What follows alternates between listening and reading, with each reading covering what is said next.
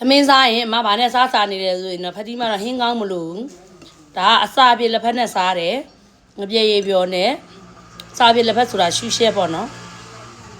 ငပြေရည်ပြော်နဲ့လက်ဖက်နဲ့စားတယ်နနမင်းနဲ့ဒါလက်ဖက်စားပြေသူကကြတော့ရှမ်းကောရတာနဲ့လက်ဖက်ကမှသက်ရှမ်းကောရတာဆိုတာမိုက်တယ်အဆောင်မနေတဲ့ညီမလေးဆိုတော့ပိုးစီမိတယ်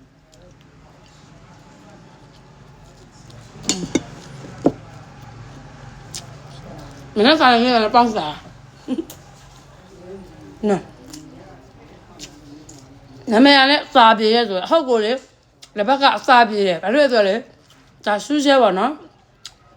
အမျိုးတဘူးအများကြီးပဲအဆောင်မနေတဲ့ညီမလေးစောင်းထားစီတယ်ဘာလို့ဆိုအမဆိုရင်မဲ့ခတိမဆိုရင်ဟင်းကောင်းမလို့ဒါလက်ဘက်ကဒီလက်ဘက်ကတော့မင်းဒါပကေးချင်းနဲ့မိုက်တယ်ရှမ်းကောရတာနဲ့ရှမ်းကောရတာနဲ့ဒီမဲ့တထုပ်ထုပ်ဆိုအများကြီးပဲဒါအမဘယ်လိုခါလဲရန်ကုန်သွားလို့ယူသွားတော့ဒီမဲ့ယူတထုပ်တော့စားတာထောက်ကိုကြိုးနေဒါရှမ်းကောရတာစောင်းထားလို့ရဘဲနေနေသွားရင်လေ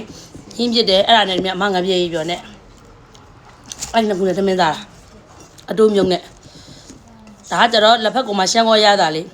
သူအမဟိုစားကောင်းလို့ကိုလေကိုကဘယ်နေရာနေနေတည်သွားတာတကယ်လည်းကောင်းတယ်ဒါလက်ဖက်သမင်းလောက်စားလို့လည်းကောင်းတယ်ပေါ့နော်သူကရှူရှဲလည်းထွက်တယ်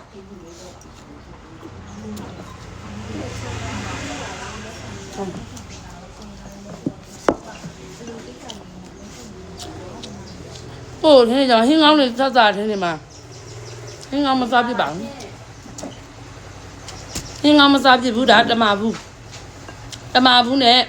ဒီလက်ဖက်မဲညမရလဲအစားပြေးပကေးချင်းကလည်းကောင်းတယ်ထောင်ကနန်းမိုင်းနဲ့ရတယ်လားတွေလည်းကြာကြီးထားခဲ့တယ်အစားကညမလေးတွေတို့နော်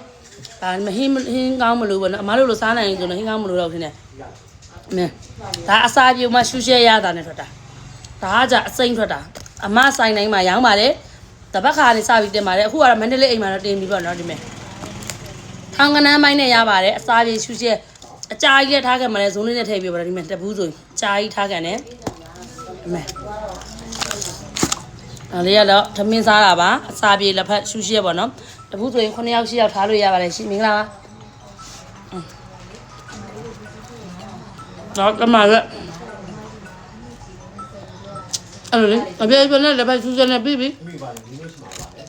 လက်ဖက်ကြက်တယ်ဒါချမ်းခေါ်ရတာနဲ့လက်ဖက်ဒါစင်ဆက်တပူးဆိုထောင်းကလည်းပဲရတာ